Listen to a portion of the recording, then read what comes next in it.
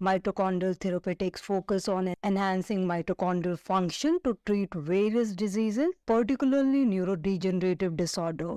Recent trends in this sector include precision medicine, which is customizing therapies to individual mitochondrial profile is gaining attention, allowing for more effective treatment. The next one is gene editing technology. Advances in gene editing are facilitating targeted intervention for mitochondrial dysfunction and improving treatment outcome. The next one is mitochondrial replacement therapy. This emerging approach involves replacing defective mitochondria with healthy one from donor, showing promises in clinical setting. The next is increased R&D investment. Pharmaceutical companies are significantly investing in this research to develop novel therapies targeting mitochondrial dysfunction due to rising disease prevalence. Moreover, biomarker discovery, the development of biomarker for diagnosis and monitoring mitochondrial diseases is also advancing. This also aids in personalized treatment strategies. Apart from that, strategic collaboration, partnership between biotech firm and pharmaceutical giants are accelerating the development of innovative mitochondrial therapies.